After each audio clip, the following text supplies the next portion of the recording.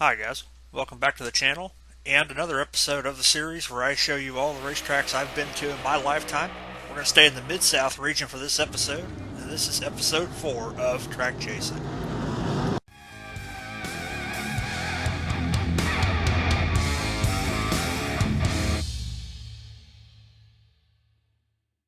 Stop number 1 of this video is going to take us to the super scenic Batesville Motor Speedway in Batesville, Arkansas. My first and only trip so far to the facility was for ASCS Sprint Week in 2021, night number 1, which saw young Ryan Timms take off to the lead early and lead every single lap, except for the last one. Veteran Dale Howard passing him on the high side in the slick to get his first National Tour win in over 20 seasons.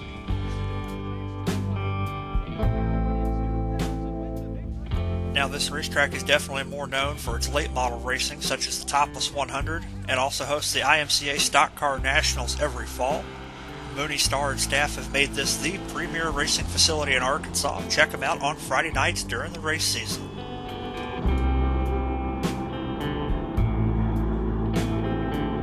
Next stop is a track that I visited one time as a photographer, and is quite the oddity, the Doe Run Raceway right outside of Farmington, Missouri. There's bull rings, and then there's this facility, a 1/6 mile oval, races Wayne cage karts, micro sprints, mini stocks, and even B modifieds as part of their weekly classes. In my opinion, it's definitely a racetrack that would not be for short-tempered drivers. On my one trip to the facility, highlighted the Gateway Vintage Club in action. This is definitely something you want to look into if you're ever in the area. These guys put on a killer show, and they are not afraid to run these old hot rods.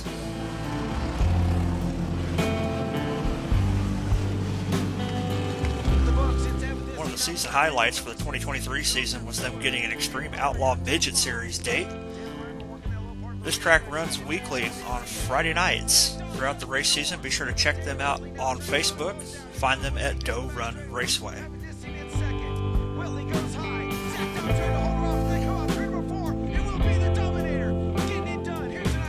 Next stop in this video brings us to the world-famous Gateway International Raceway, now known as Worldwide Technology Raceway, to the drag strip.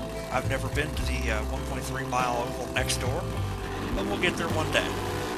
I went to the 2020 ADRL Independence Drags, ended up on the microphone with my buddy Colton Jordan, and together we got to call the races of some of the baddest pro mods to ever grace the 8th mile drag strips across the Midwest. This track also hosts an NHRA national event once a year, and was the site of the quarter mile pro mod world record set in 2014 that still stands today. Hopping back across the river into St. Louis, we're going to go to the Gateway Dirt Nationals inside the Dome at America's Center. The once-a-year extravaganza that's a must-see for any race fan. Super late models, open-wheel modifieds, and the 2 years I got to go as a photographer, they also hosted the Midgets in 2018 and 2019. This event is held every year in December and is a 3-night affair. Thursday and Friday being prelim nights, Saturday night being all last-chance qualifiers and main events. Every year, this event attracts the who's who in dirt, super late model, and modified racing, as well as over 30,000 spectators flock to this event. I want to give a quick shout out to my buddy Thomas Shaw at ShowMeDirt.com for the video footage.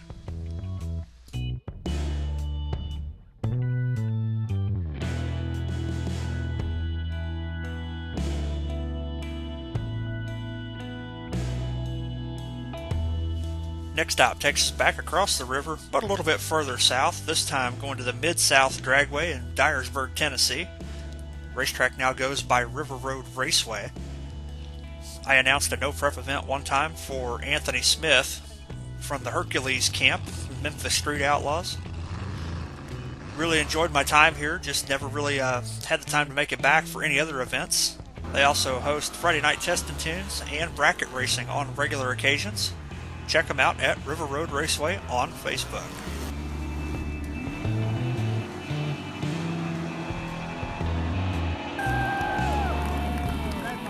Next up, we head even further south.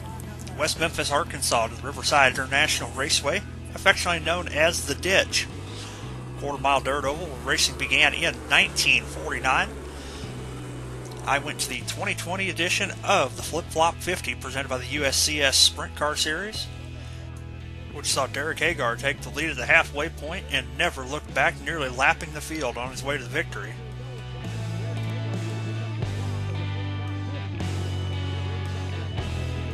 And the last track in this video is not exactly a Mid-South racetrack, but definitely has an interesting story to it. Lakeview Motor Speedway in Nichols, South Carolina.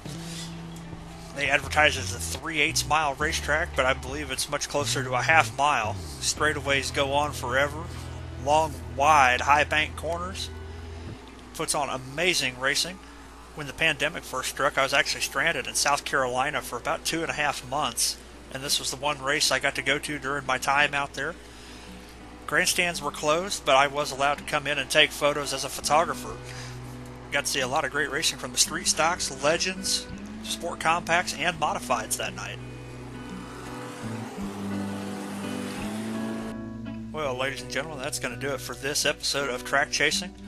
Sure hope you've enjoyed the video. If you like this content, be sure to leave a like and subscribe. Plenty more coming down the road.